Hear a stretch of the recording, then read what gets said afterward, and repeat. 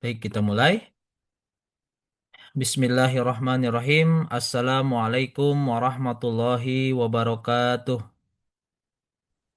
Waalaikumsalam. Waalaikumsalam warahmatullahi wabarakatuh.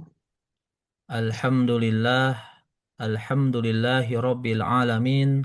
Wabihi nasta'inu ala umuri dunya waddin. Wassalatu wassalamu ala al-mab'uthi rahmatan lil alamin nabiyyina Muhammad wa ala alihi wa sahbihi ajmain. Rabbi syrah li sadri wa yassir li amri wa hlul 'uqdatam min lisani yafqahu qawli. Allahumma anfa'na bima 'allamtana wa 'allimna ma yanfa'una wa zidna ilman ya rabbal alamin. Alhamdulillah, senantiasa kita memuji Allah Subhanahu wa taala atas segala limpahan nikmat, taufik dan rahmatnya sehingga di malam hari ini, ya, di hari Selasa malam Rabu, tepatnya di tanggal 23 Sya'ban, ya, kita sudah masuk di tanggal 23 Sya'ban 1447 Hijriah atau bertepatan dengan 10 Februari 2026. Atas izinnya kita bisa kembali bersama-sama menghadiri kajian online yang kedua dalam rangka Tarahib Ramadan menyambut bulan suci Ramadan yang hanya tinggal menghitung beberapa hari ke depan, yang tentunya kita senantiasa berdoa kepada Allah Subhanahu wa taala agar diberikan umur, agar diberikan taufik dan kemudahan untuk sampai di bulan Ramadan pada tahun ini. Salawat serta salam senantiasa kita panjatkan, kita limpah curahkan kepada suri tauladan kita, Nabi besar Nabi Muhammad sallallahu alaihi wasallam. Ayah bunda, bapak ibu wali santri Albina, ya, yang berbahagia, rahimani wa rahimakumullah. Sebagaimana yang telah saya sampaikan pada pertemuan kajian online sebelumnya, insya Allah pada malam hari ini kita akan melanjut tema Tarhib Ramadan kita, ya, di malam hari ini, yaitu tentang bekal atau persiapan menuju bulan Ramadan, ya. Bekal persiapan menuju Ramadan. Apa-apa saja yang perlu kita persiapkan, ya.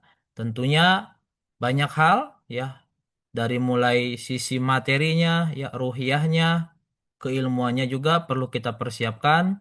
Di malam hari ini kita telah hadirkan, ya, Al Ustadz Irfan Halim LCMH Hafizahullahu Ta'ala, yang insya Allah beliau akan mengisi tema kita pada malam hari ini kurang lebih selama 1 jam ke depan.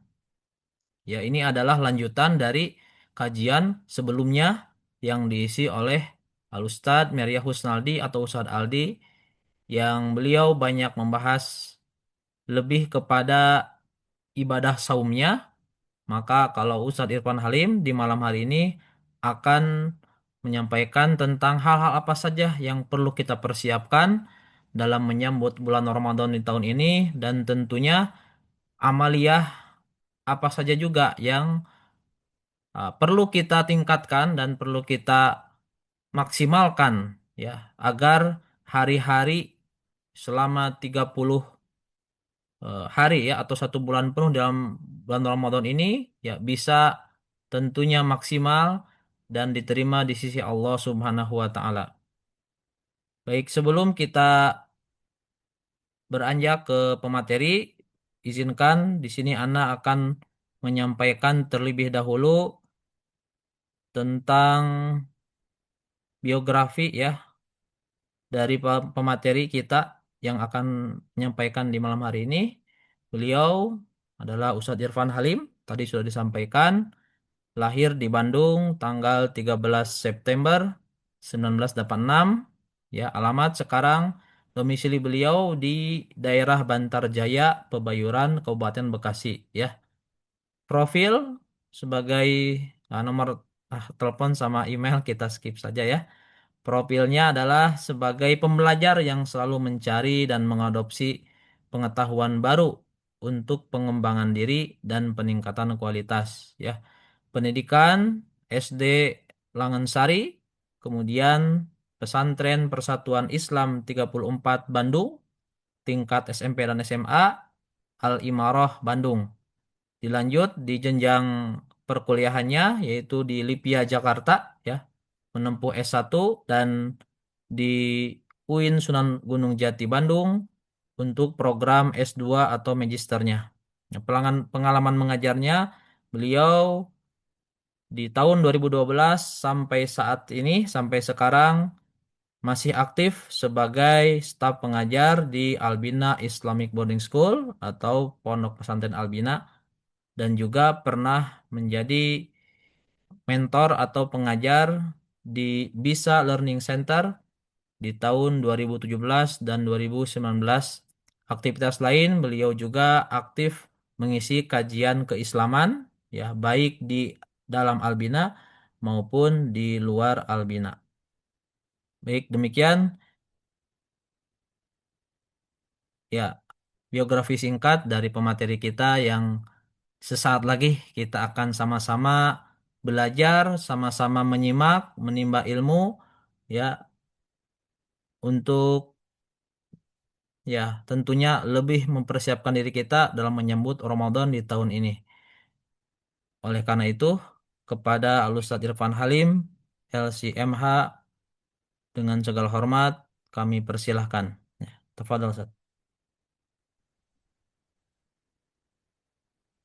Baik, terima kasih atas kesempatan yang diberikan. Suaranya jelas Ustaz Yusuf, bisa dengar?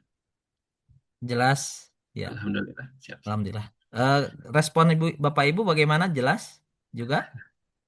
Jelas, Jelas, Jelas. jelas, Ustaz. Alhamdulillah Ustadz. Ya. Baik. jelas Ustaz. Bismillahirrahmanirrahim. Ya. Assalamualaikum warahmatullahi wabarakatuh.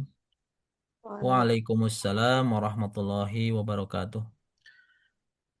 Innal hamdalillah nahmaduhu wa nasta'inuhu wa nastaghfiruh wa na'udzu billahi min syururi anfusina wa min sayyiati a'malina.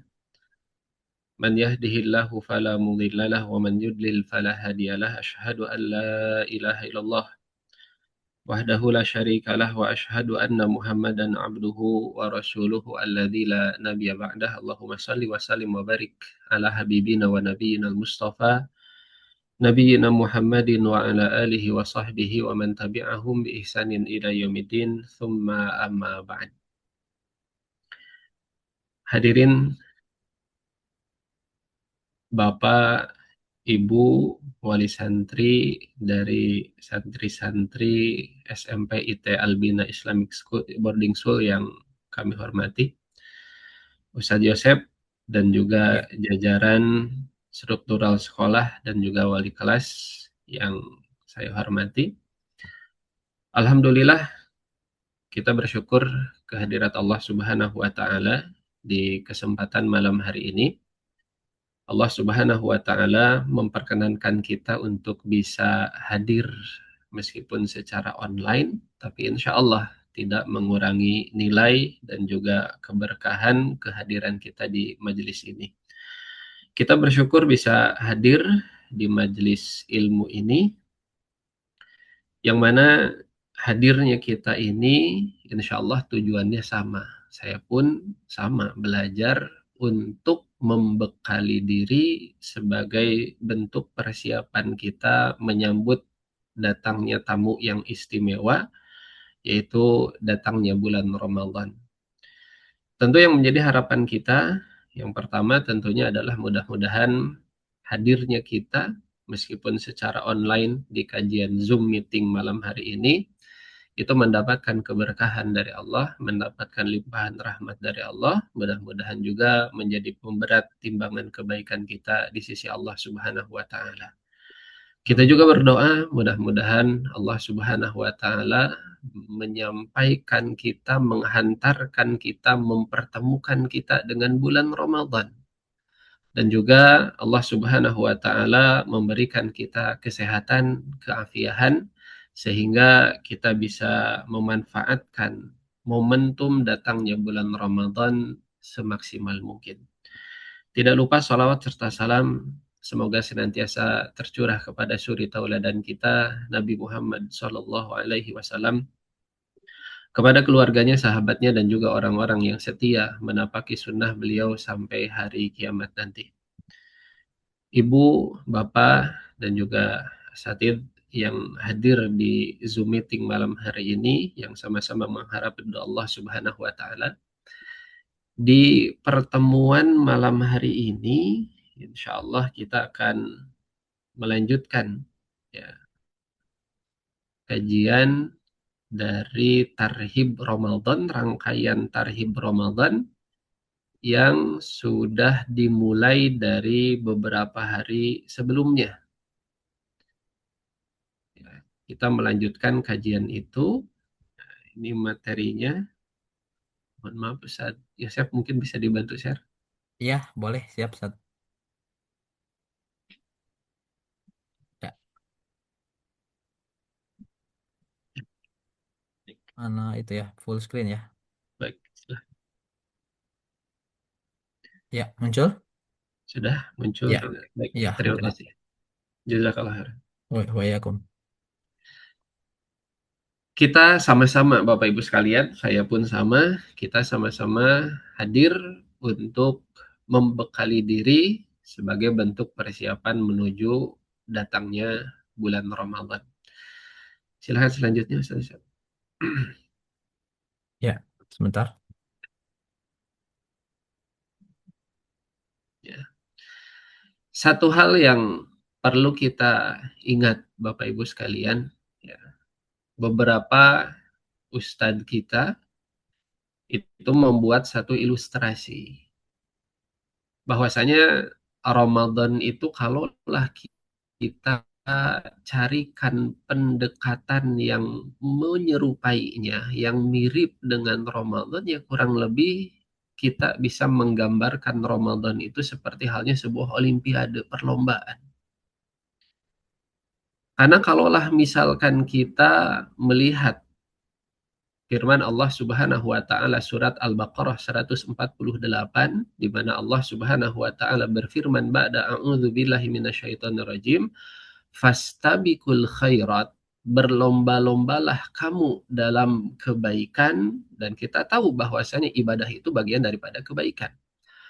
Kalaulah satu ibadah, misalkan sholat, itu Allah Subhanahu wa taala menyuruh kita untuk berlomba-lomba melaksanakannya. Ibadah, sedekah, berlomba-lomba juga untuk melaksanakannya. Apalagi kalau kemudian ada satu momen di mana momen tersebut mengumpulkan berbagai macam jenis ibadah. Satuan ibadah saja kita diperintahkan untuk berlomba-lomba, apalagi di momen yang mana momen tersebut, waktu tersebut, itu dikumpulkan oleh Allah berbagai macam jenis ibadah. Ya. Maka tidaklah kemudian terlalu jauh kalau kemudian kita mengilustrasikan Ramadan itu laksana sebuah olimpiade. Olimpiade orang-orang yang beriman, orang-orang yang bertakwa untuk memperbanyak berlomba-lomba dalam melaksanakan ibadah kepada Allah Subhanahu wa taala. Bapak Ibu hadirin jemaah sekalian, kalau kita memperhatikan tentang olimpiade, perlombaan, itu selalu kita akan dapati bahwa orang-orang yang akan tampil dalam perlombaan tersebut, dalam ajang tersebut, dalam olimpiade tersebut, itu tentunya akan melakukan berbagai macam persiapan semaksimal mungkin. Atlet-atlet yang akan bertanding dalam olimpiade itu tentu akan melakukan persiapan luar biasa. Ada atlet yang tampil dalam olimpiadenya itu hanya hitungan detik. Ya, hitungannya detik. sebentar saja, tapi latihannya sampai 10 tahun, persiapannya sampai 10 tahun. Kita misalkan yang dekat, pertandingan sepak bola yang durasinya 2 kali 45, 90 menit, 1,5 jam, pertandingannya 1,5 jam. Tapi persiapannya, para pemainnya itu kan latihan tuh sepekan.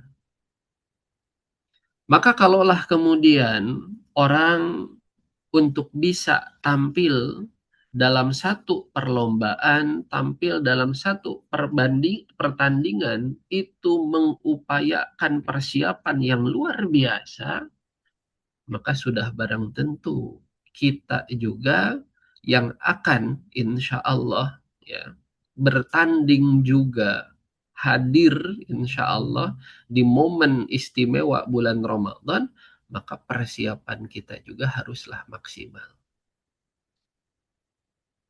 Atlet kalau tidak persiapan, saya merasa masih muda misalkan, merasa masih bugar, tidak latihan langsung tanding, kan bisa saja kram, bisa saja cedera otot. Demikian juga sebenarnya kalau kita memperhatikan orang-orang yang tidak ada persiapan untuk menyambut kedatangan bulan Ramadan, tidak melakukan persiapan, begitu datang Ramadan ya langsung ibadah saja, maka tidak heran kalau kemudian kita melihat ada orang yang berguguran begitu memasuki bulan Ramadan. Kita lihat misalkan masjid-masjid, ya saya pribadi, mohon maaf, saya pribadi melihat di tempat lingkungan saya, masjid-masjid itu di malam pertama Ramadan tarawih itu penuh sampai keluar area masjid. Hari kedua mulai berkurang, tapi lumayan masih penuh. Hari ketiga semakin berkurang, hari keempat semakin berkurang.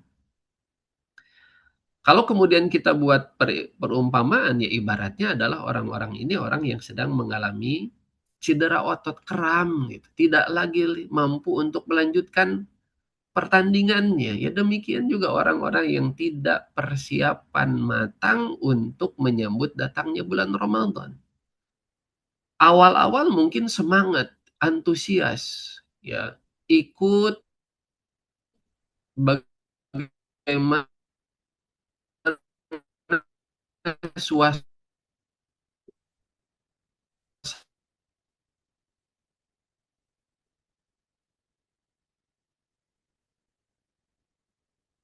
yang terbangun dengan datangnya awal Ramadan, kemudian berguguran kalau tanpa melakukan beberapa tentu Ustaz. Oh ya, mohon maaf ya nge-lag Ya, sinyalnya. iya nggak apa-apa, Ustaz. Udah lancar lagi.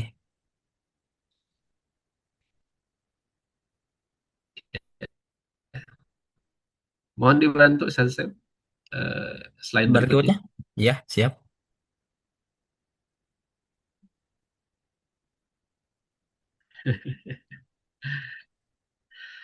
Apa saja yang harus dipersiapkan? Setidaknya Bapak Ibu sekalian, kita persiapan 2 hal. Yang pertama adalah persiapan ilmunya.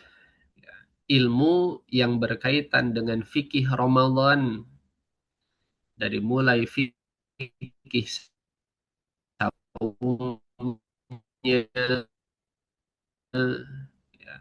fikih hal-hal yang membantu menetapkan awal Ramadan, yang alhamdulillah untuk materi persiapan ilmu ini sudah diberikan di pertemuan sebelumnya bersama dengan Ustadz Meria Husnaldi.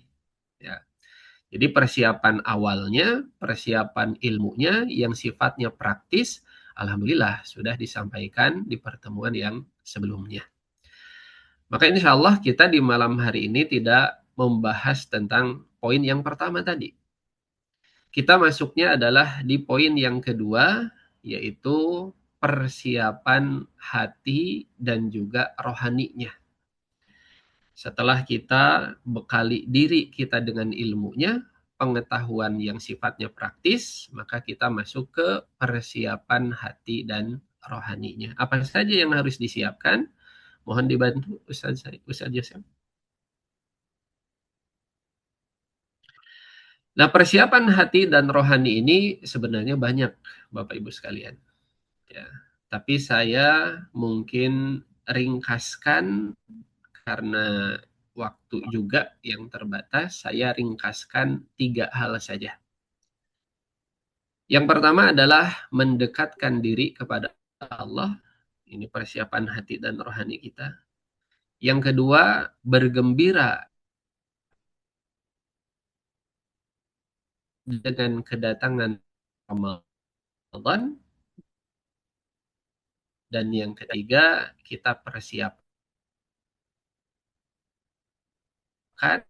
dan juga rencanakan pelan dan perencanaan target. Mohon dibantu slide selanjutnya. Maaf. Ya, ini yang pertama. Baik. Bapak Ibu sekalian, yang pertama, persiapan hati dan rohani kita untuk menyambut kedatangan bulan Ramadan, yang pertama adalah mendekatkan diri kepada Allah Subhanahu wa Ta'ala. Bagaimana bentuk dari mendekatkan diri kepada Allah Subhanahu wa Ta'ala ini? Yang pertama, kita, ya, saya mengajak diri saya pribadi tentunya yang paling pertama, ya, karena ya saya pun sama, ya, perlu untuk melakukan persiapan yang salah satunya yang pertama adalah kita sama-sama memperbanyak istighfar dengan taubat. Dan ini banyak dinasihatkan oleh ulama-ulama. Kalau kita mencari nasihat-nasihat ulama terkait persiapan apa yang harus kita lakukan untuk menyambut bulan Ramadan. Kita baca artikel-artikel dengan tema yang sama, itu rata-rata mencantumkan poin ini, yaitu memperbanyak istighfar dan juga taubat. Kenapa harus istighfar dengan taubat? Kenapa ini harus kemudian kita hadirkan di awal-awal? Bapak Ibu sekalian, di dalam hadis Nabi Shallallahu Alaihi Wasallam menyebutkan, "Idza aznabal abdu nukitat fi qalbihi nuktatun sauda." Kata Nabi Shallallahu Alaihi Wasallam, hakikatnya satu hal yang perlu kita ingat dan sadari, kata Nabi Shallallahu Alaihi Wasallam, bahwa manakala seseorang melakukan maksiat, manakala seseorang melakukan dosa, kesalahan, terjerumus ke dalam maksiat, itu tidak kemudian terbebas begitu saja, tidak memberikan dampak. Ternyata ada dampaknya. Apa dampak dari perbuatan dosa yang dilakukan oleh manusia, oleh kita? Kata Nabi Shallallahu Alaihi Wasallam, nukitaj nuktatun sauda fi qalbih. Dosa, maksiat, pelanggaran yang kita lakukan itu menghadirkan satu noda, satu noktah, satu titik hitam di dalam hati kita. Kalau kemudian dosa tersebut ditambah, maka titik hitamnya juga akan bertambah. Semakin banyak dosa, semakin banyak juga titik hitam, noktah hitam di dalam hati kita.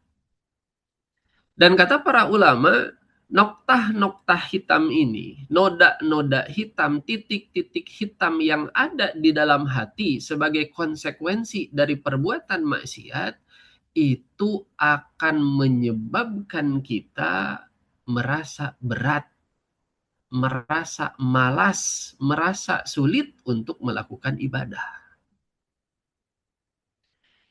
Kita termotivasi misalkan dengan semaraknya, digaungkannya tentang kedatangan bulan Ramadan, ya di TV misalkan ada semarak. Kemudian di media sosial kita lihat semarak, orang mulai diingatkan. Di sekolah juga misalkan disemarakkan dengan salah satunya misalkan kajian ini kita diingatkan. Kita jadi semangat. Tapi giliran datang bulan Ramadan, misalkan mau baca Al-Quran, kok sulit, kok berat, kok mudah sekali ngantuk, kok sulit menemukan waktu untuk bisa baca Al-Quran. Ada orang-orang yang kemudian seperti itu. Sudah semangat, sudah antusias, tapi giliran mau mengerjakan kok berat. Nah, kenapa bisa terjadi hal yang seperti ini? Salah satu penyebabnya adalah itu merupakan efek dari dosa dan juga maksiat. Dosa maksiat itu berpengaruh. Ya, salah satunya adalah kepada semangat kita, kemudahan kita dalam melakukan ibadah. Nah, bulan Ramadan, Bapak Ibu sekalian, adalah bulannya ibadah, ibadah, berbagai macam ibadah ada di dalam bulan Ramadan dengan pahala yang luar biasa. Jangan sampai kemudian ya begitu datang bulan Ramadan yang bulan ibadah tadi dengan berbagai macam jenis ibadahnya, kemudian tiba-tiba kita kehilangan semangat, kehilangan tenaga, kehilangan motivasi, berat. Ini yang kita khawatirkan, ini yang kita berlindung kepada Allah. Oleh karenanya, solusinya apa? Para ulama tadi menyebutkan. Persiapannya adalah perbanyak istighfar dan juga taubat. Karena kata Nabi Shallallahu Alaihi Wasallam melanjutkan hadis tadi bahwa ketika seorang hamba melakukan maksiat, maka akan diberikan noktah hitam di dalam hati. Tabawastagfaro. Kalaulah, ya, saya nunggu sinyal dulu. Kalaulah hamba tersebut dengan maksiat-maksiat yang sudah dilakukan, kemudian dia taubat, kemudian dia beristighfar, kata Nabi SAW, sokula qalbuh, maka hatinya akan dibersihkan kembali. Noktah-noktah hitam akibat dosa tadi itu akan dihapus. Sebaliknya kalau tidak diistighfari, tidak kemudian taubat, maka akan semakin banyak, akan semakin bertambah, sehingga ujung-ujungnya kata Nabi SAW, hatinya itu penuh dengan noktah hitam tadi, bahkan berubah warnanya menjadi hati yang hitam. Kata Nabi SAW, dan itulah yang dimaksud oleh Allah lewat firman-Nya dalam surah Al-Mutaffifin, kalla bal rana ala qulubihim makanu yaksibun.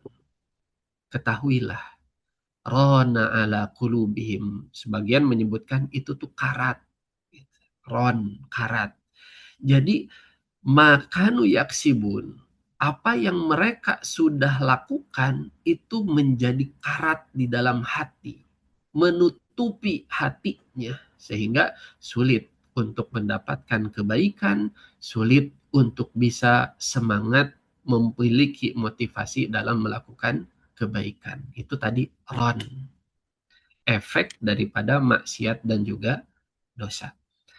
Maka kita persiapkan, Ibu Bapak sekalian, ya saya pun sama, kita banyak-banyak ya di pekan-pekan terakhir ini, di hari-hari menjelang Ramadan ini, kita perbanyak istighfar, kita perbanyak taubat kepada Allah, taubat yang tulus, taubat yang kita betul-betul ya, kita betul-betul datang kepada Allah, meminta ampun, meminta agar dihapus untuk tidak mengulanginya kembali. Kembali, itu taubat. Ini yang pertama, bentuk dari mendekatkan diri kepada Allah, yaitu perbanyak istighfar dan juga taubat. Kemudian yang kedua adalah berdoa. agar dipertemukan dengan bulan Ramadan. Agar dipertemukan dengan bulan Ramadan. Ini adalah salah satu tradisi, ya, yang sudah dilakukan oleh para pendahulu kita, para sahabat, para tabi'in, ulama-ulama itu sudah melakukan hal ini. Dalam beberapa keterangan yang insya Allah ini kita sudah familiar, ya, itu disebutkan bahwa para pendahulu kita, orang-orang soleh terdahulu itu terbiasa berdoa kepada Allah, meminta untuk dipertemukan dengan bulan Ramadan itu dari 6 bulan sebelumnya. Dari 6 bulan sebelumnya. Maka setidaknya kalaulah kita misalkan baru teringatnya dengan segala kesibukan kita, baru mungkin teringatnya sebulan terakhir, tidak jadi halangan. Maka tetap berdoa, ya, tetap meminta kepada Allah untuk bisa dipertemukan dengan bulan Ramadan. Ada satu hadis yang terkenal di mana di dalam hadis tersebut dinyatakan bahwasanya Rasul Shallallahu Alaihi Wasallam berdoa, Allahumma barik lana fi Rajab wa Sya'ban wa ballighna Ramadan. Ya, ya Allah, berkahilah kami di bulan Rajab, berkahilah kami di bulan Sya'ban, dan hantarkanlah, pertemukanlah kami dengan bulan Ramadan. Hanya saja hadis ini secara sanadnya memang lemah. Hadis ini kalau pakai bahasa ilmu hadis dinyatakan oleh para ulama hadisnya dhaif. Akan tetapi secara makna benar, dalam artian memohon untuk dipertemukan dengan bulan Ramadan itu adalah perkara yang baik. Karena sudah dicontohkan oleh para ulama-ulama terdahulu kita. Adapun doa yang tadi, yang katanya Nabi pernah berdoa dari 3 bulan sebelumnya. Allahumma barik lana fi Rajab wa Sya'ban wa balighna Ramadan. Maka hadisnya dhaif. Ya, ini hanya sebatas sebagai pemberitahuan pengingat saja. Ya, adapun tadi berdoa secara umum kita berdoa meminta kepada Allah agar bisa dipertemukan dengan bulan Ramadan, itu merupakan bagian daripada hal yang dianjurkan oleh para ulama. Itu yang kedua. Kemudian yang ketiga, bentuk dari kita mendekatkan diri kepada Allah adalah berdoa. Berdoa apa? Berdoa diberikan taufik dan kemudahan ibadah di bulan Ramadan.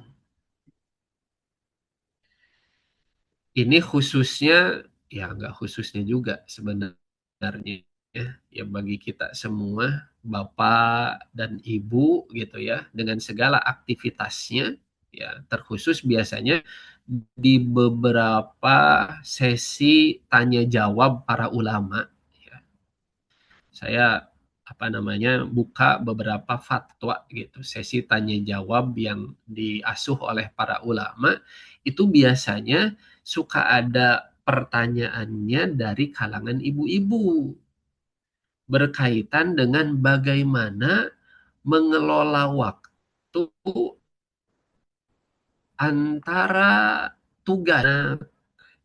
tugas mengurus rumah dan juga tugas memasak, misalkan bagaimana mengelola waktu tersebut agar tetap bisa optimal ibadah di bulan Ramadan. Ya, karena mungkin kadang-kadang kan ibu disibukkan, misalkan sebagian ibu disibukkan pagi-pagi belanja, siang hari itu sudah dari pagi itu mungkin sudah bingung, ya bingung berbuka nanti sore sama sahurnya apa, itu kan dari pagi mungkin sudah dipikirkan. untuk kemudian beli bahan-bahannya. Belum siang itu persiapan dari mulai potong-potong sayur bumbunya, lauknya misalkan. Menjelang mendekati sore sudah mulai masaknya. Dengan kondisi seperti itu bagaimana? Kapan bisa kemudian oleh para ibu-ibu kepada ulama-ulama di forum-forum tanya jawab. Ya. Maka di antara jawaban para ulama itu adalah ya termasuk sebenarnya tadi bukan hanya ibu, bapak-bapak juga dengan segala aktivitas di kantornya ya sama juga gitu kan, waktunya terbatas. Maka jawaban dari beberapa ulama dalam sesi tanya jawab tersebut menyebutkan berdoa. Ya, pertama kali itu adalah berdoa. Berdoa bagaimana? Berdoa meminta diberikan taufik dan kemudahan ibadah di bulan Ramadan. Kalimat yang mungkin sederhana, meminta taufik. Kita sering mendengar istilah ini, kita sering mendengar kata ini taufik, taufik, taufik gitu kan. Bahkan mungkin kita mengenal beberapa orang yang namanya taufik. Tapi apa sebenarnya makna dari taufik itu? Salah satu penjelasan yang diberikan oleh Profesor Dr. Abdul Razak bin Abdul Muhsin Al-Badr, salah satu dosen di Universitas Islam Madinah yang beberapa kali mengunjungi Indonesia, pernah setidaknya seingat saya 2 kali mengisi tabligh akbar di Masjid Istiqlal. Ya. Beliau menyebutkan, Bapak Ibu sekalian, bahwa yang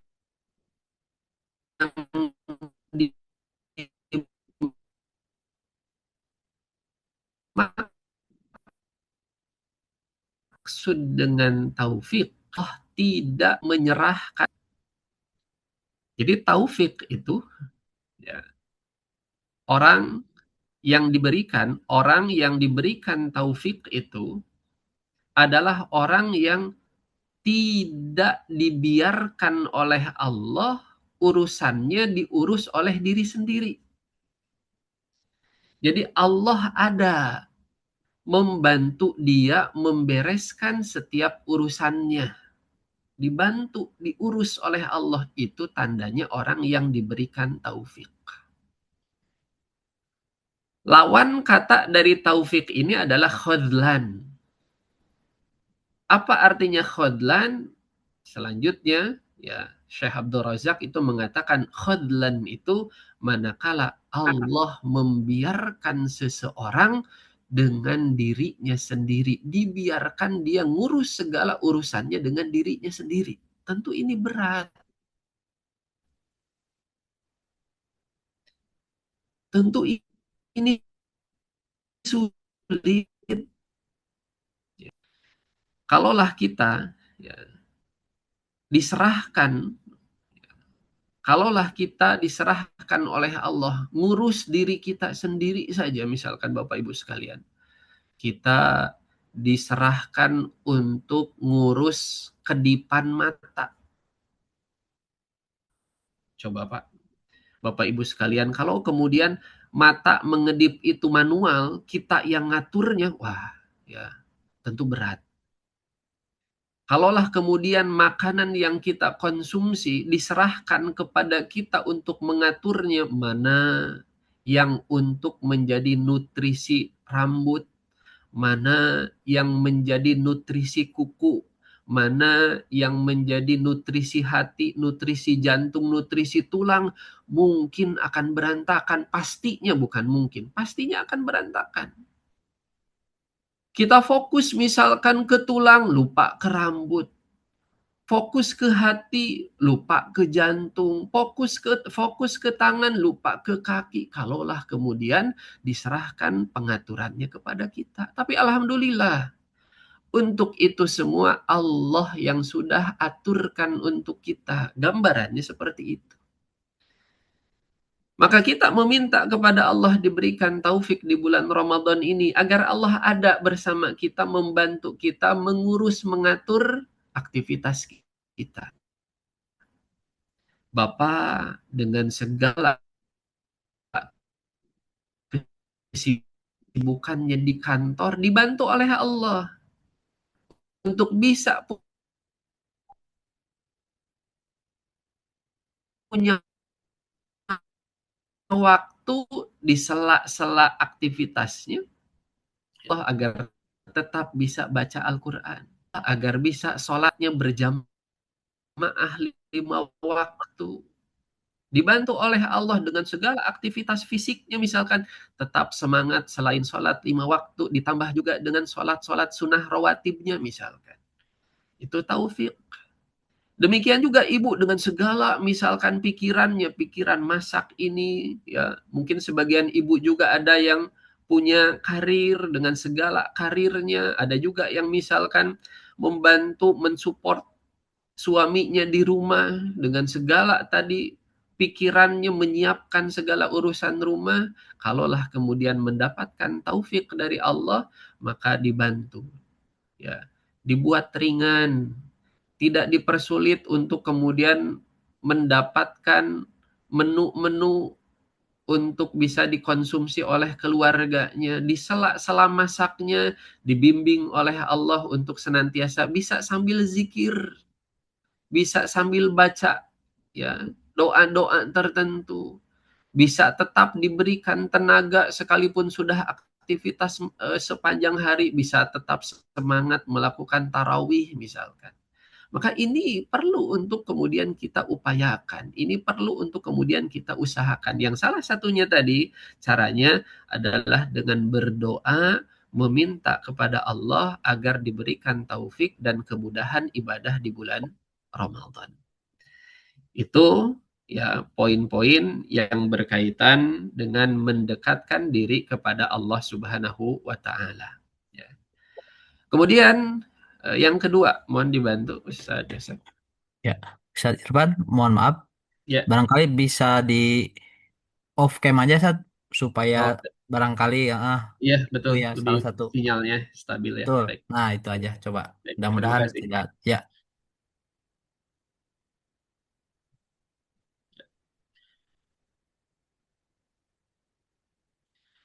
Bapak Ibu sekalian, nomor dua, ya, nomor dua dari persiapan hati dan juga rohani kita menyambut datangnya bulan Ramadan adalah bergembira dengan datangnya Ramadan. Ya, memang ada yang tidak bergembira, ya mungkin ada. Bisa jadi ada orang-orang yang kemudian datangnya bulan Ramadan itu merasa terbebani. Yang biasanya bisa leluasa makan misalkan, ya, jadi tidak leluasa makan di siang hari. Kemudian sudahlah kemudian terpikirkan biaya-biaya lainnya. Kalau datangnya bulan Ramadan bisa saja ada orang-orang yang seperti itu. Ya. Tapi satu hal yang harus kita ingat, ya, bahwasanya di dalam Al-Qur'an Allah mengatakan wa may yu'azzim sya'airallah fa innaha min taqwal qulub. Bahwa orang yang mengagungkan syiar-syiar Allah, yang Ramadan itu bagian daripada syiar Allah. Orang yang mengagungkan syiar Allah itu adalah tanda di dalam hatinya ada ketakwaan. Ya. Maka kalaulah kemudian datangnya bulan Ramadan ini membuat kita sukacita, kita senang, kita gembira, ini pertanda baik insya Allah. Tandanya hati kita baik. Ya. Tanda bahwasanya hati kita sehat, hati kita baik, ada keimanan di dalamnya dan juga ada ketakwaan di dalamnya manakala bergembira dengan datangnya bulan Ramadan. Ya, itu pertama. Ditambah, ya, Kalaulah kemudian kita, ya tadi kemarin sudah diajarkan, kita belajar sama-sama tentang fikih Ramadan misalkan. Kita tahu pahala yang ada di dalam bulan Ramadan, keistimewaan bulan Ramadan, insya Allah dengan kita persiapan ilmu, ya belajar tentang apa saja sih keistimewaan bulan Ramadan, insya Allah itu akan semakin menguatkan kerinduan kita untuk bisa bertemu dengan bulan Ramadan. Itu bagian daripada hasil persiapan ilmu kita. Ya. Karena kita tahu dengan berbagai macam keterangan yang ada di dalam hadis bahwa Ramadan itu istimewa.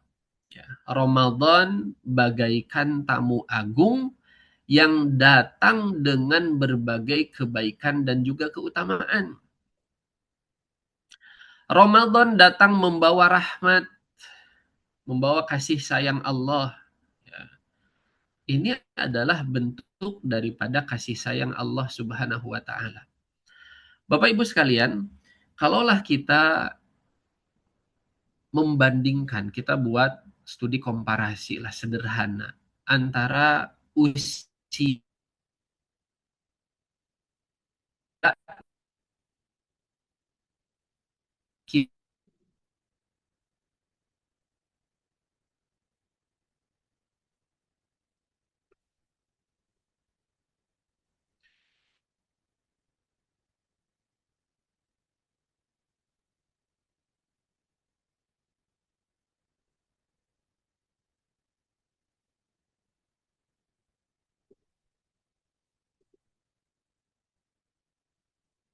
Halo, Sudirman, masih tersambung?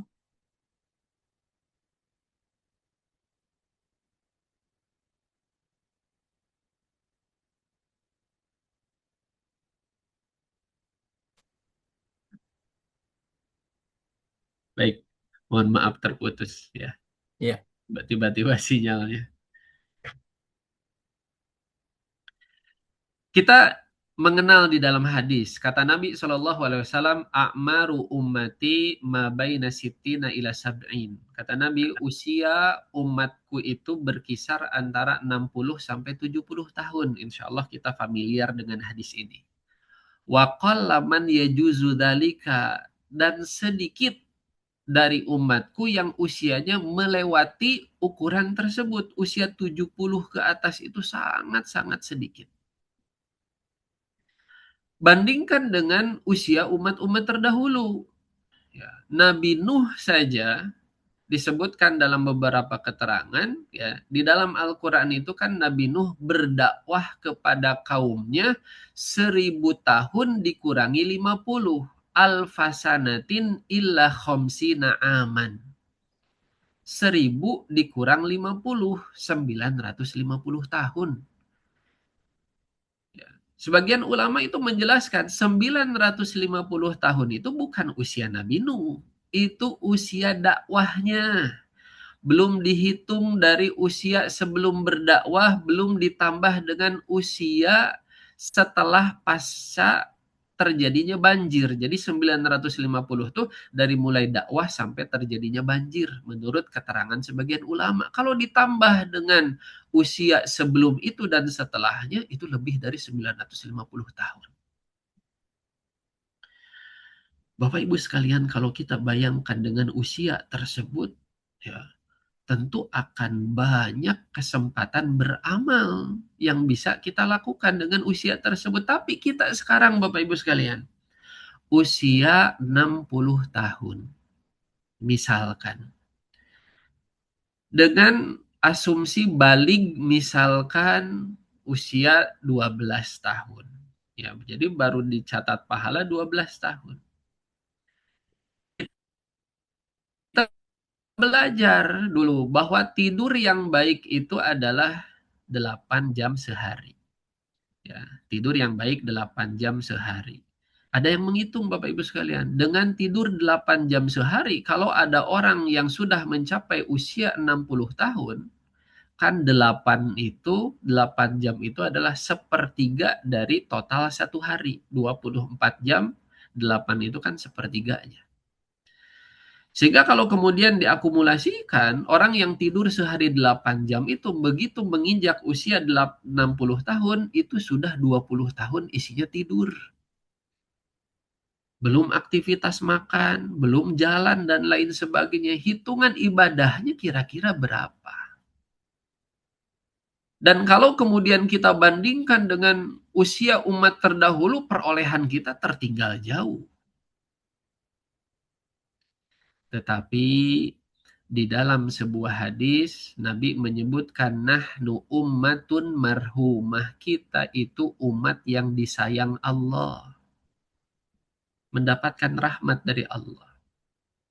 Yang mana kekurangan usia kita diganti oleh Allah dengan cara apa? Diberikan waktu dan juga tempat yang istimewa, yang mana ibadah di waktu dan istimewa tersebut akan dibalas oleh Allah dengan pahala yang dilipat gandakan.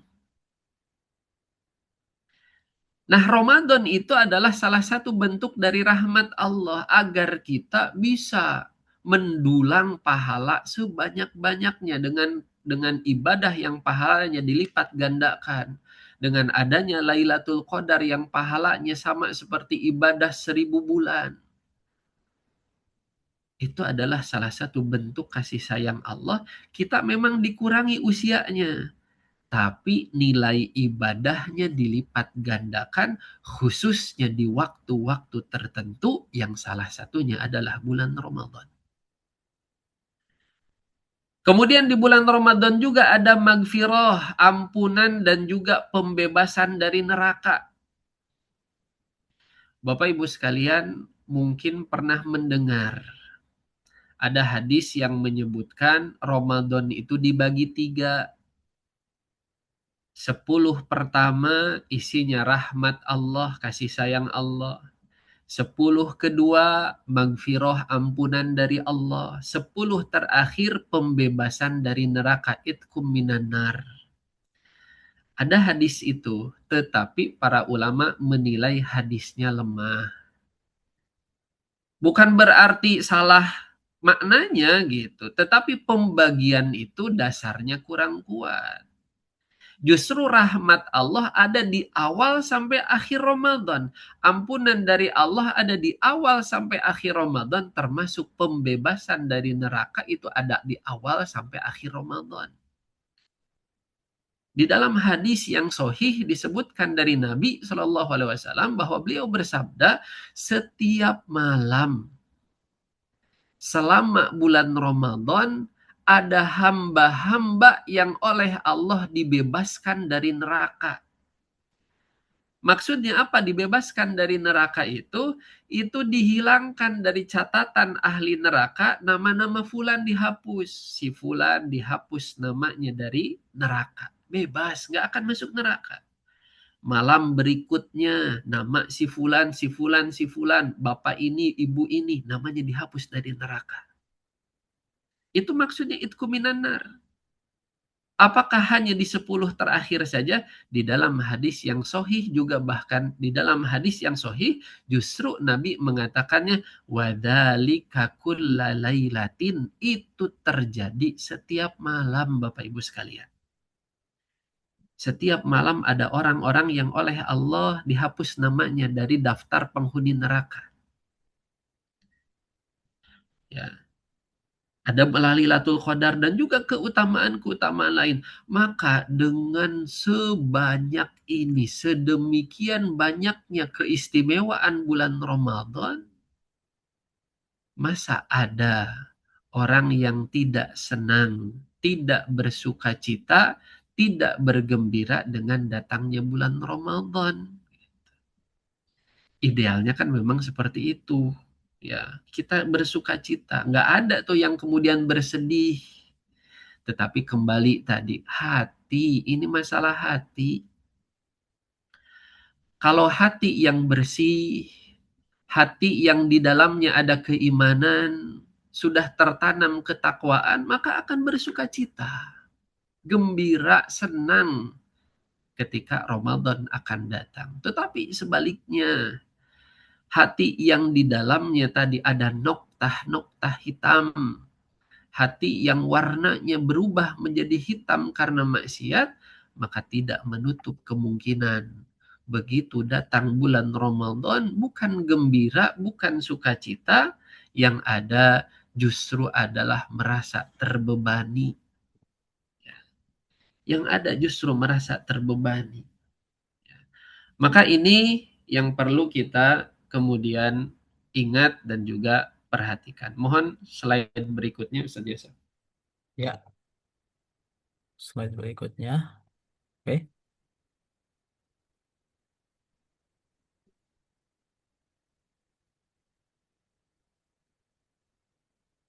sudah Ustaz?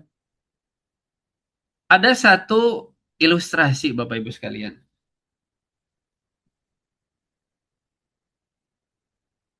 Ilustrasi ini ya disebutkan oleh Imam Ibnul Jauzi.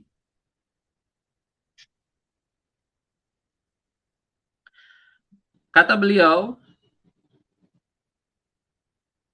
membuat ilustrasi gambaran tentang bulan Ramadan. Ya, ini menguatkan kita agar kita gembira, senang dengan datangnya bulan Ramadan. Kata Ibnul Jauzi, Ramadan itu Bapak Ibu sekalian laksana ibarat Nabi Yusuf. Ya. Nabi Yusuf kita ingat ya bahwasanya beliau merupakan putra dari Nabi Yakub. Dan Nabi Yakub memiliki 12 orang anak. Ya. Jadi kata Ibnul Jauzi, ya, jumlah putra dari Nabi Yakub ini 12. Sama dengan jumlah bulan-bulan dalam satu tahun. Maka, kata beliau, dari 12 putra Nabi Yakub itu, Nabi Yusuf itu adalah putra yang paling dicintai oleh Nabi Yakub. Maka Ramadan itu seperti Nabi Yusuf. Kalaulah Nabi Yusuf adalah putra yang paling dicintai oleh Nabi Yakub, gitu, maka ya sebentar sinyal ini low.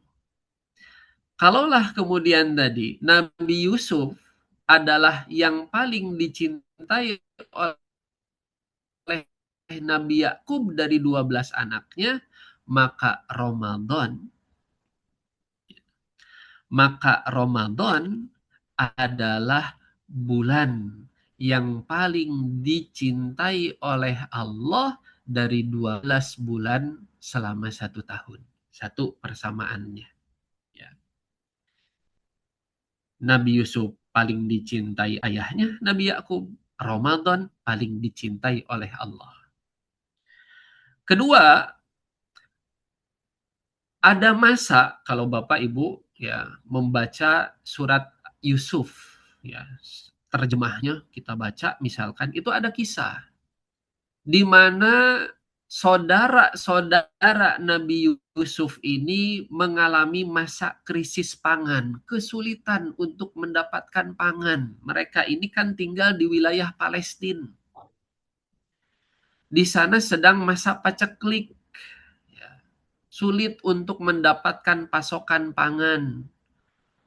Maka berangkatlah beberapa di antara mereka ke Mesir dengan tujuan meminta, kalau bahasa sekarangnya mungkin bansos, bantuan sosial berupa sembako, bahan pokok.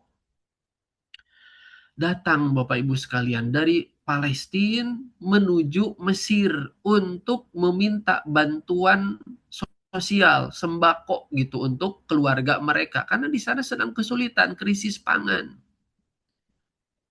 Singkat cerita, ya mereka ketemu dan kembali sudah kenal kembali dengan Nabi Yusuf yang sudah terpisah sekitar 40 tahun, Bu. Lamanya dalam beberapa keterangan itu sampai 40 tahun. Kan kita tahu Nabi Yusuf kan dibuang sama saudara-saudaranya, itu baru bertemu lagi setelah 40 tahun. Singkat cerita mereka sudah saling mengenal, ya, saudara-saudaranya minta maaf gitu ya. Dan Nabi Yusuf kemudian mengajak saudara-saudaranya untuk tinggal bersama di Mesir, dibantu kebutuhannya. Maka kata Ibnul Jauzi, Ramadan itu sama seperti Nabi Yusuf. Ketika saudara-saudaranya kekurangan, mengalami masa-masa yang berat, maka Nabi Yusuf tampil untuk mencukupi kebutuhan dari saudara-saudaranya tadi. Kekurangannya dicukupi, kesulitannya dibantu untuk hilang, agar hilang. Itu Nabi Yusuf terhadap 11 saudaranya. Maka kata Ibnul Jauzi, demikian juga Ramadan, Bapak Ibu sekalian. Ya. Selama 11 bulan, kan gambarannya tadi 11 saudaranya Nabi Yusuf, ya, yang sedang kekurangan. Nah, kita punya 11 bulan selain Ramadan, yang di 11 bulan ini kita banyak melakukan kesalahan. 11 bulan ini kita ada lalainya dalam ibadah. 11 bulan ini kita kurang bekal kita. Maka mudah-mudahan Ramadan itu seperti halnya Yusuf alaihi salam yang bisa mencukupi kebutuhan saudara-saudaranya. Mudah-mudahan Ramadan itu bisa mencukupi kekurangan amalan kita selama 11 bulan ke belakang. Kelalaian kita, kekurangan kita dalam bekal amal soleh, mudah-mudahan bisa tercukupi, terpenuhi dengan datangnya bulan Ramadan ini.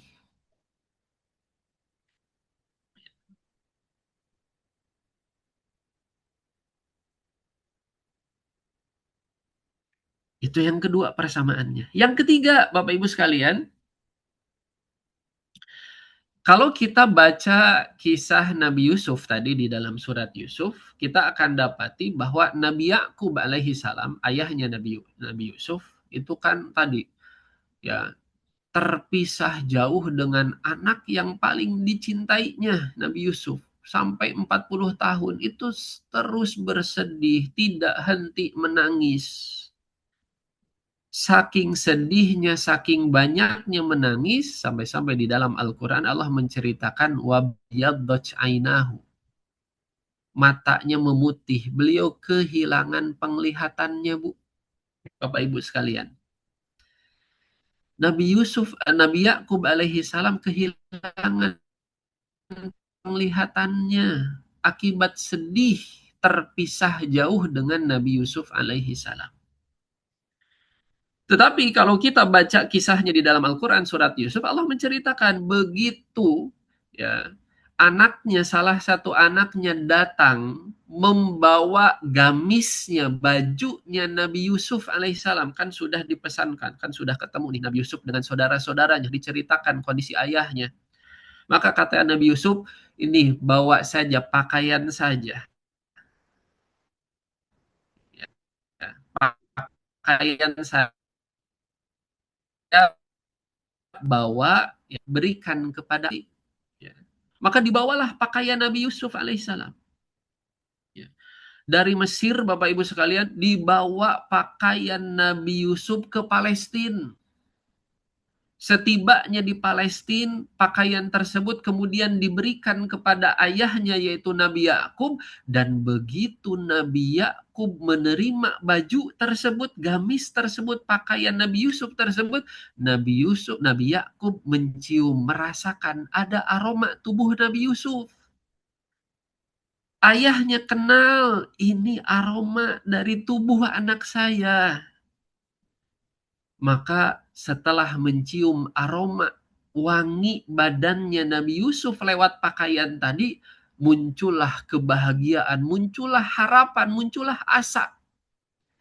Yang dengan kegembiraan, asa, harapan tersebut, lewat itu semua Allah kembalikan penglihatan dari Nabi Yakub alaihissalam. Kembali bisa melihat setelah mencium aroma tubuh Nabi Yusuf lewat pakaiannya. Itu baru mencium aromanya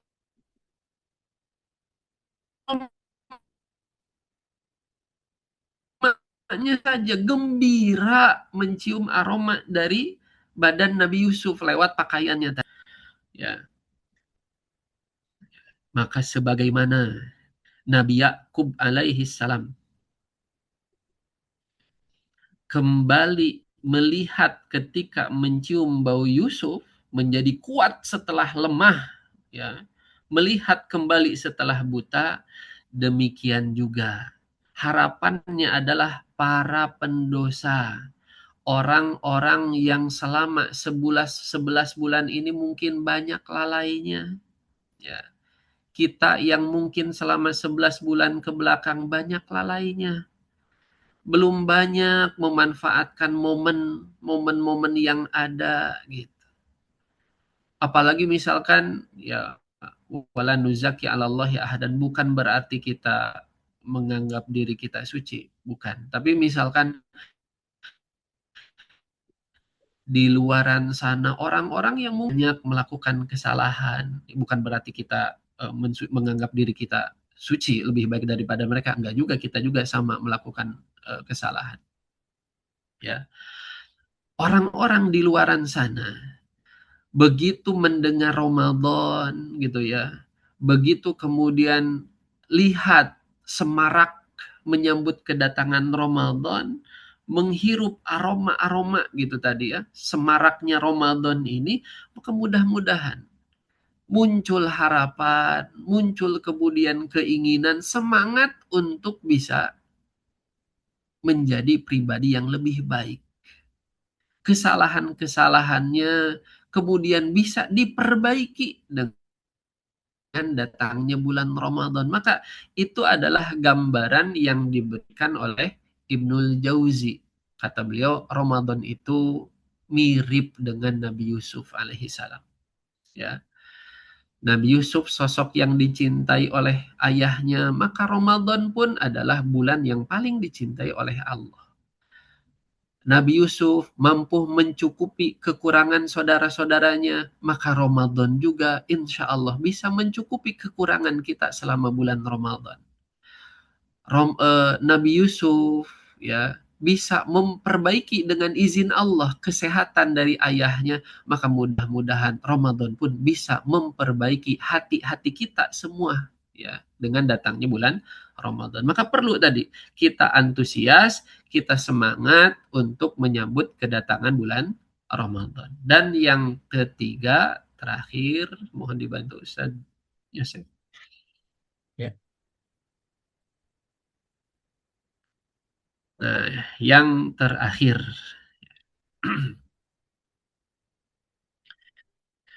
adalah siapkan. Saya meminjam istilah kalau kita travel ya Bapak Ibu sekalian.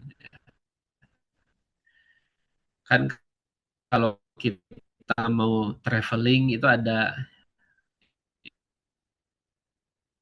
ya, itinerary-nya ya. Ada daftar dikerjakan gitu.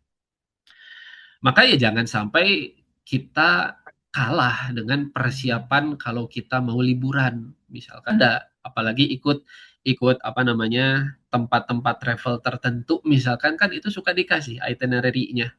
Ya, berangkat jam berapa, kemana dulu, nanti singgah di mana, makannya apa, kan itu sudah direncanakan sedemikian matangnya.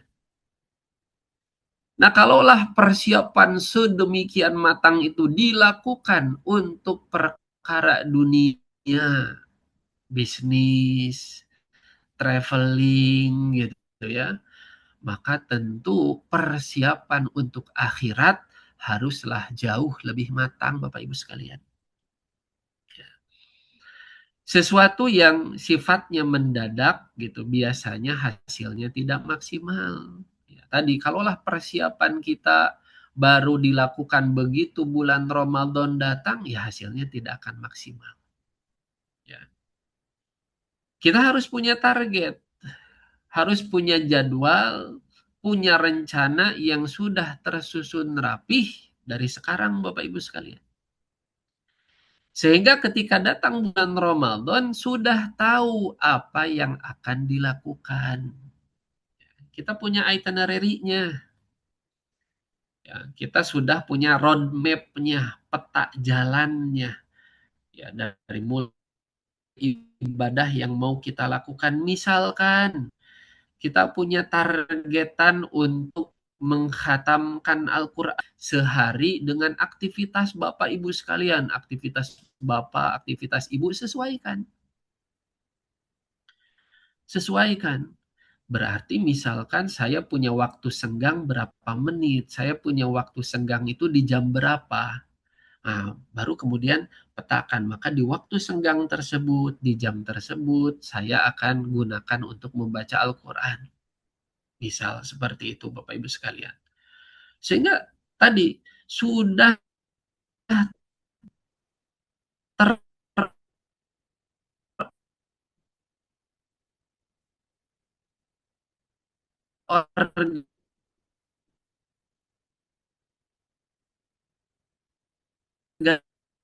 terorganisir,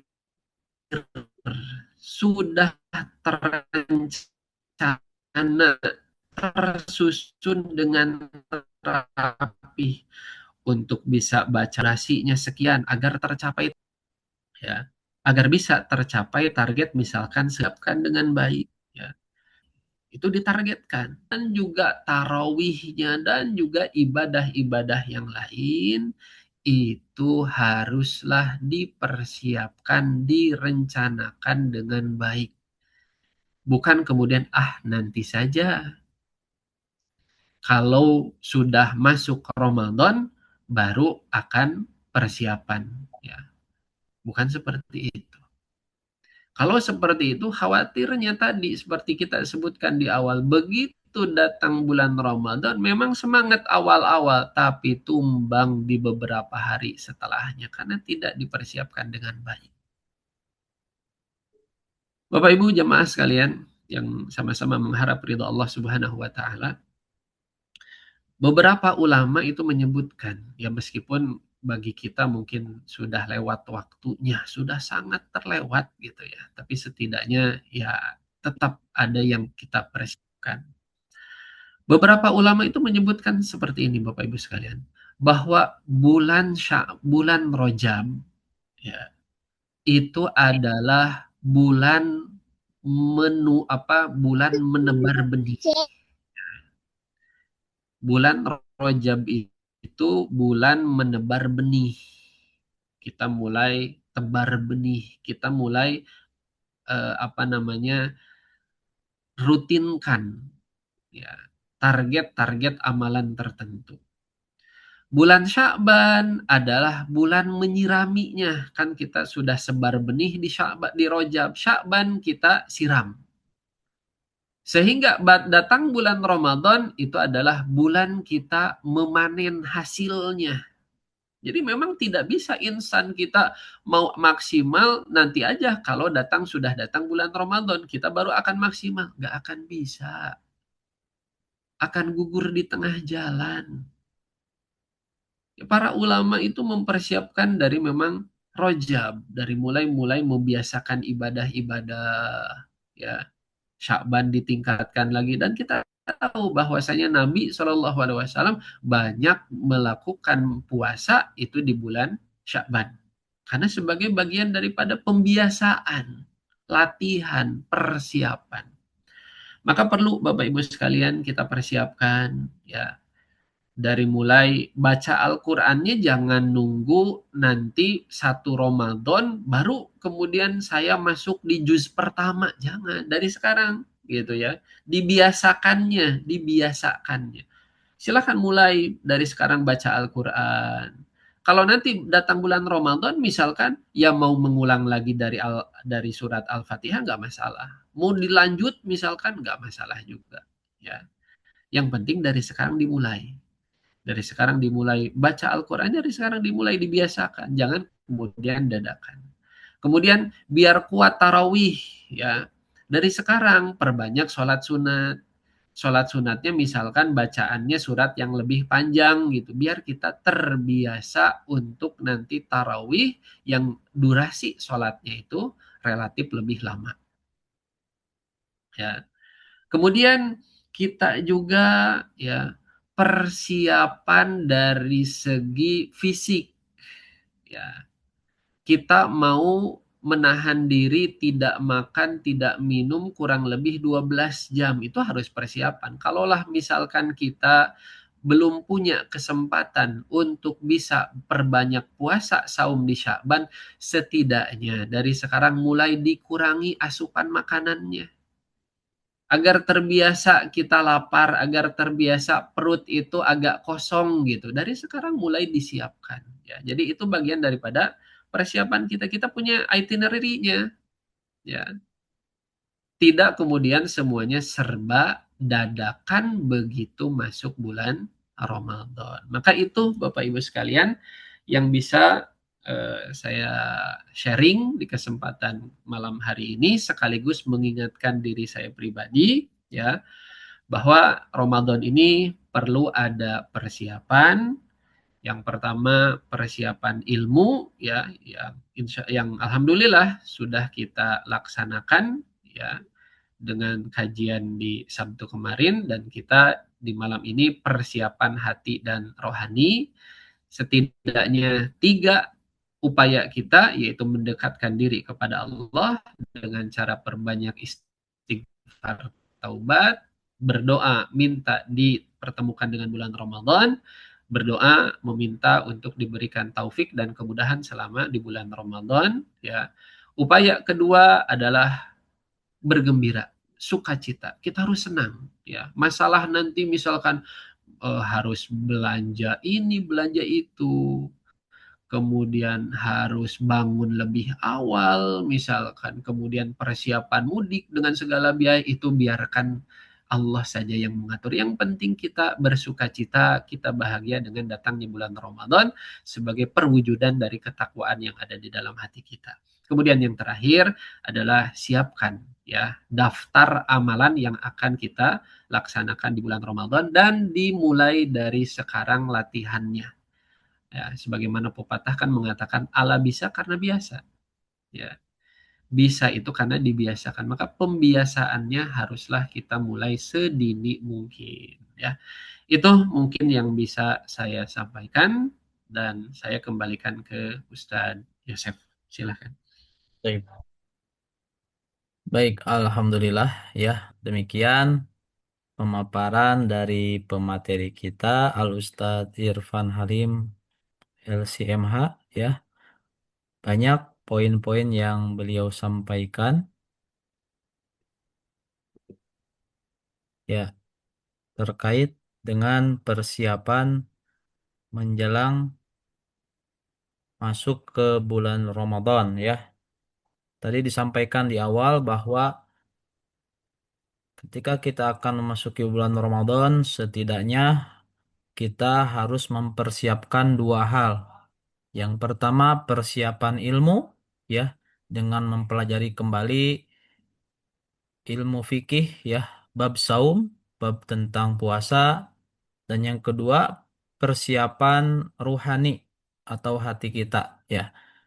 Yang dibahas barusan adalah terkait dengan persiapan rohani, kesiapan hati kita untuk menyambut Ramadan ini. Ada 3 poin ya yang dicatat.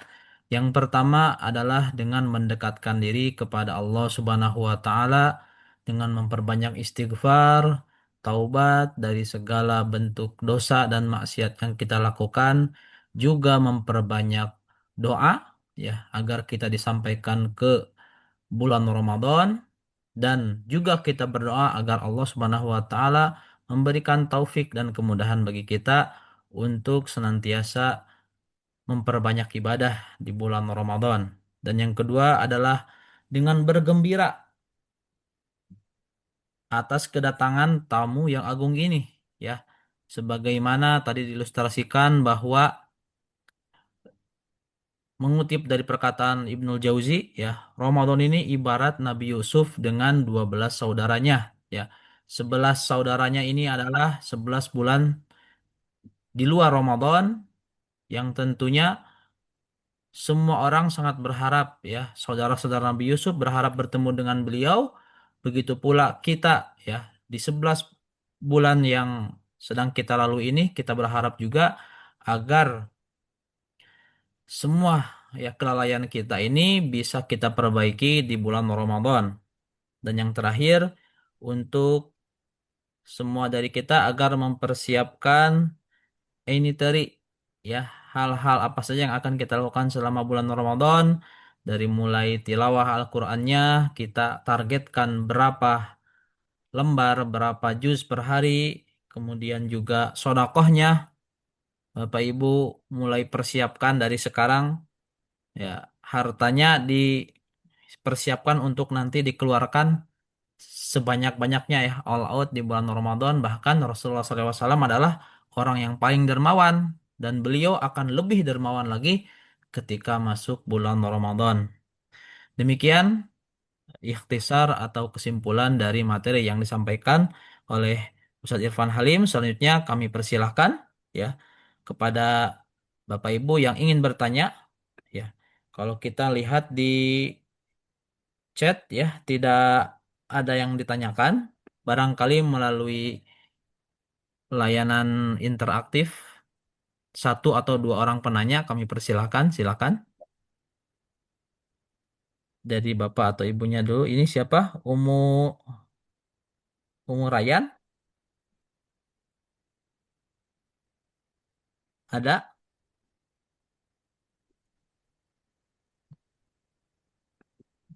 Silakan berikan reaction dulu Bapak Ibu atas materi yang telah kita simak sama-sama barusan. Umur Raffi, Ustaz. Ya, Masya Allah. Bismillah. Assalamualaikum warahmatullahi Umu Rafi. wabarakatuh. Waalaikumsalam warahmatullahi wabarakatuh. Alhamdulillah diberi kesempatan untuk bertanya. Gini Ustaz, Eh, pertama balik itu umur 15. Nah ini udah hampir 3 dekade, karena lupa pernah nggak puasa. Nah Iya. itu bayarnya gimana ya Ustaz, untuk totalin itu gitu? Karena pasti ada yang lupa nih gitu jumlah Hmm. pastinya berapa gitu Ustaz. Itu aja yang bisa saya sampaikan. Barakallahu fiikum. Assalamualaikum. Waalaikumsalam warahmatullahi wabarakatuh. Baik, dari Umur Rafi saat terkait kodok puasa yang sudah lampau dan lupa berapa bilangan harinya. Baik, baik, baik. Terima kasih Ummu Rafi Ya. atas pertanyaannya. Terkait dengan qadha dari puasa yang mungkin dulu pernah batal karena ada uzur misalkan dan tidak sempat dikodok, ya, di waktunya. Kan idealnya waktunya itu adalah sebelum datang Ramadan tahun selanjutnya misalkan, karena ada satu hal alasan lainnya misalkan, sehingga baru baru di beberapa tahun kemudian baru teringat. Nah, bagaimana cara mengkodoknya?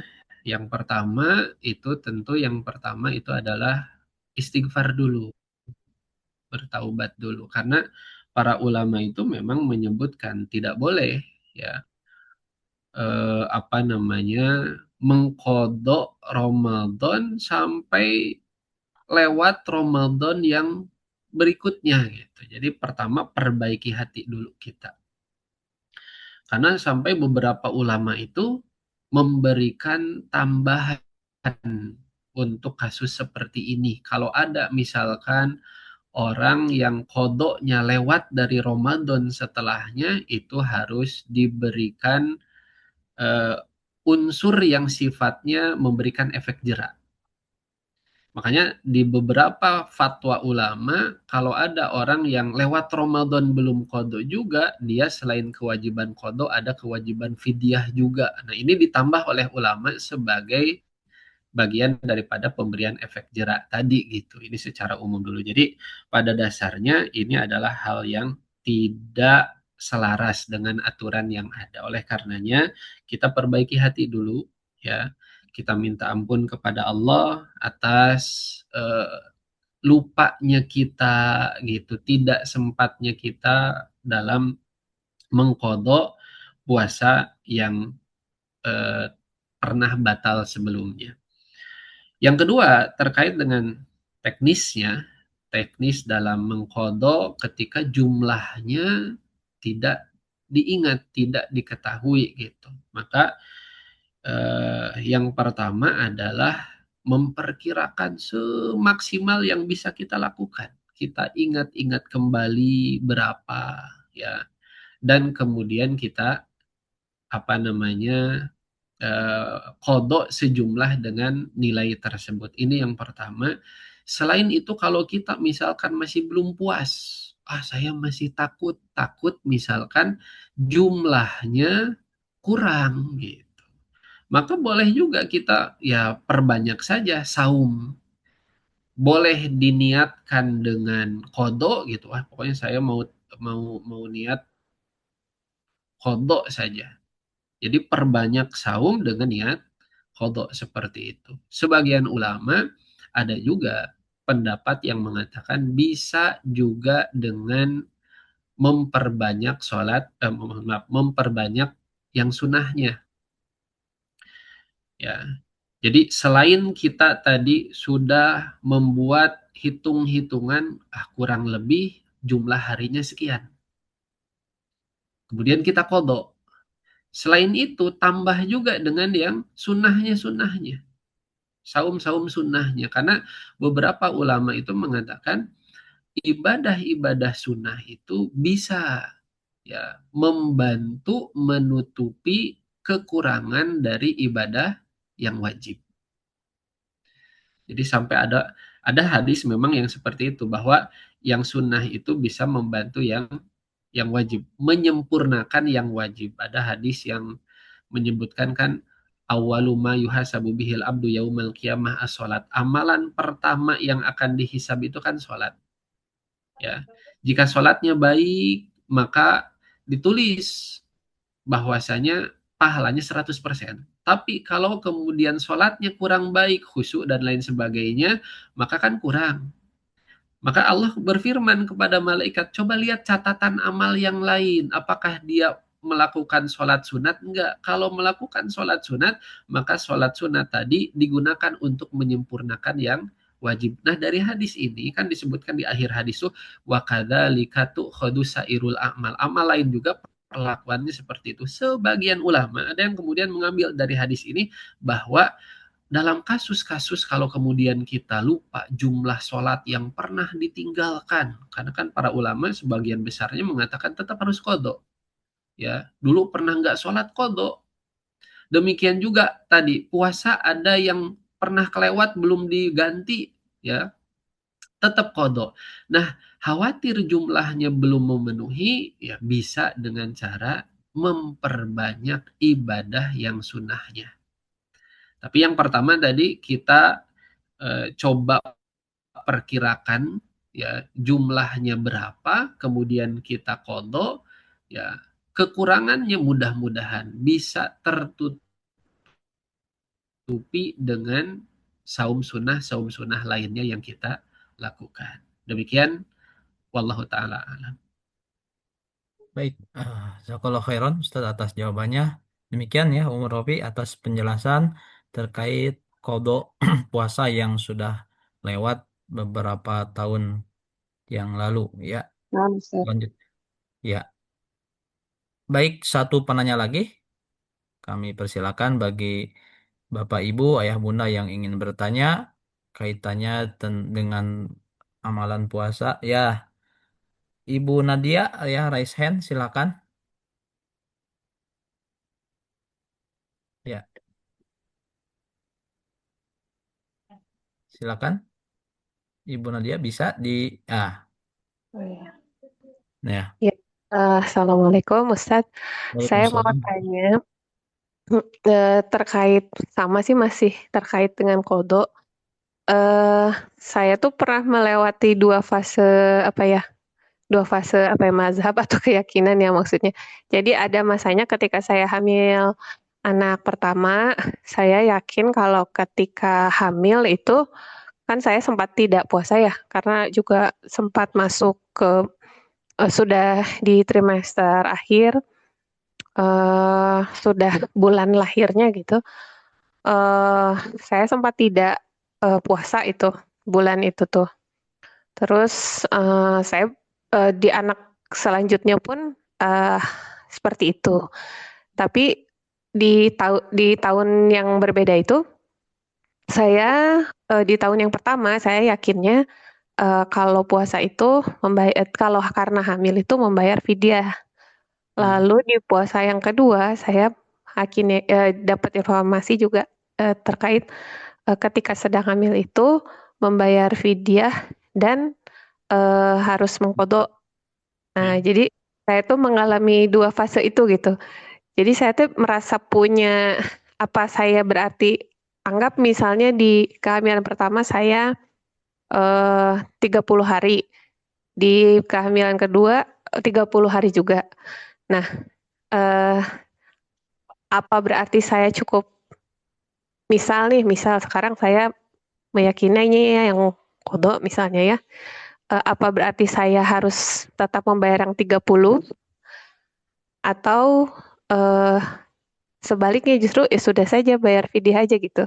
Tapi kalau fidyah semuanya sudah dibayar sih Ustadz, tapi kalau terkait qadhanya, saya belum semua gitu. Gitu. Terima kasih Ustadz, jadi saya agak bingung juga itu, yang benar bagaimana baiknya? Karena saya dapat Baik, baik. 2 informasi dari Ustadz yang berbeda, yang satu Iya, mengatakan cukup bayar fidyah, yang satu tidak gitu. Jadi begitu aja. Terima Ya, kasih sebelumnya. ya baik. Tafadhol langsung dijawab, Ustaz. baik. Terima kasih Ibu Nadia atas pertanyaannya. Memang dalam masalah ibu hamil dan ibu yang sedang menyusui itu ada 3 pendapat, Ibu. Ya. Bukan hanya ibu saya pun sama gitu ya. Sama apa namanya?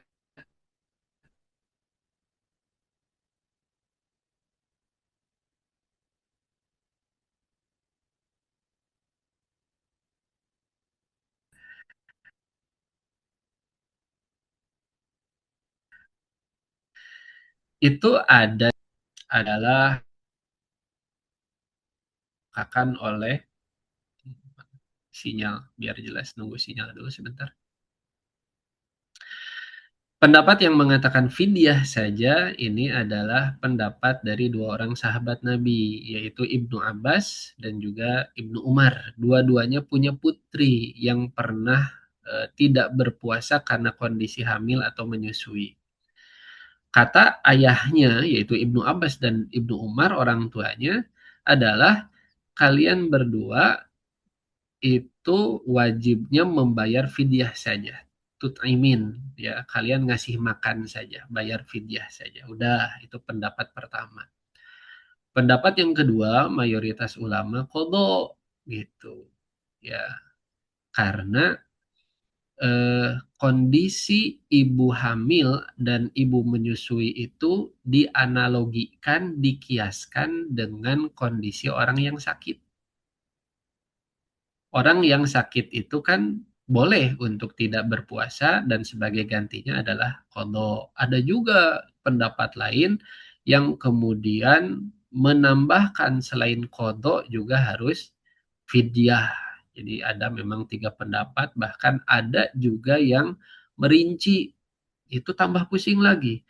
Kalau ibunya tersebut tidak berpuasa karena khawatir atas kondisi kesehatannya pribadi, lemes gitu ya, nggak kuat, maka terkategorikannya sakit sehingga kodo.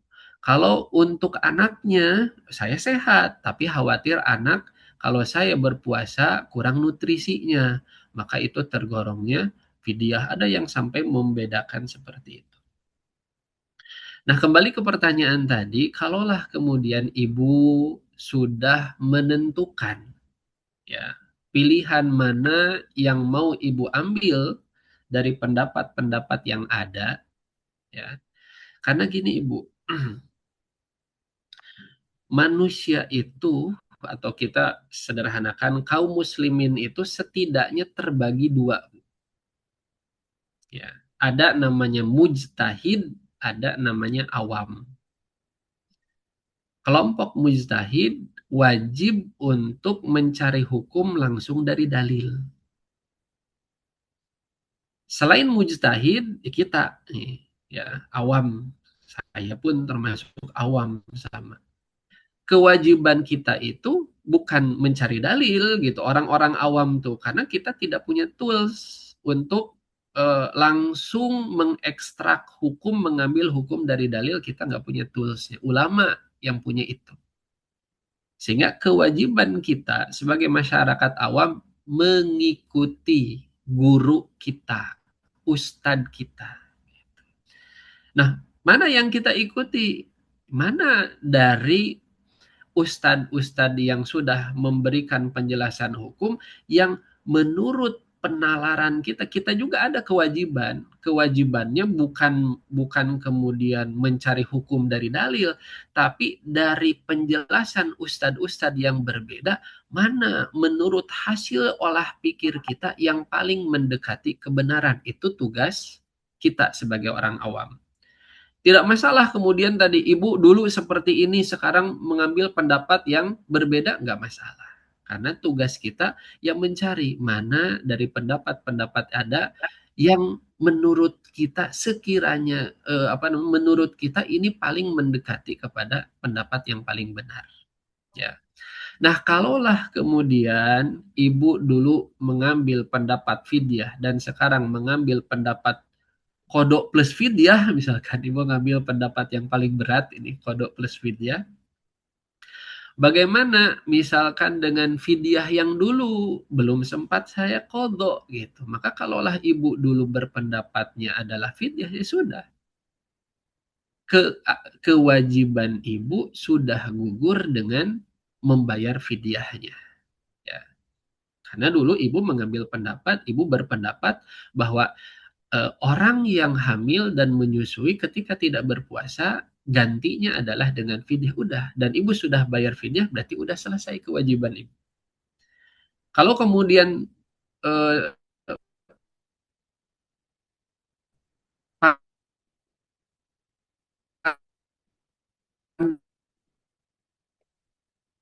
pandangan sekarang berubah mengambil pendapat yang laksanakan sesuai dengan pandangan kita saat ini, maka itu insya Allah sudah teranggap selesai sesuai dengan keyakinan kita di saat tersebut, ya.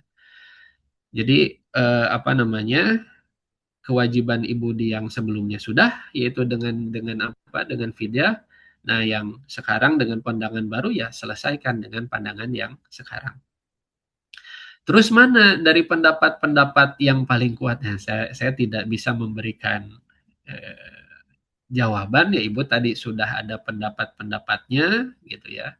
Ya silahkan ibu mau mengambil pendapat ulama yang mana, ya. Mau yang fidyah, mau yang kodo, ataukah fidyah plus kodo, ya. Mungkin kita bisa coba baca-baca plus baca juga argumentasinya. Nah, baru kemudian kita simpulkan, oh dari 3 pendapat ini misalkan saya cenderung bahwa kayaknya yang paling kuat yang ini, ya udah itu aja. Ya, karena kewajiban kita adalah ngikut pendapat ulama, ya. Bahkan disebutkan dalam beberapa keterangan ulama, madhabul ami, madhabu saykhihi. Mazhab atau pandangan atau pendapat orang awam adalah pendapat yang diambil dari gurunya, ngikut kepada pendapat gurunya, nggak masalah, ya. Jadi sudah teranggap selesai, ya, kewajiban ibu di tahun sebelumnya, dan yang sekarang ya ikut dengan pandangan sekarang. Wallahu taala a'lam. Mudah-mudahan bisa sedikit menjawab. Baik, alhamdulillah Terima kasih Ustaz Jazakallahu khairan atas jawabannya. Bagaimana Ibu Nadia? Cukup? Ya, cukup. Syukran. Ya. Jazakallah. Jazakumullah khairan. Ya, Wa iya. jazakallah. Ya. Baik, alhamdulillah tidak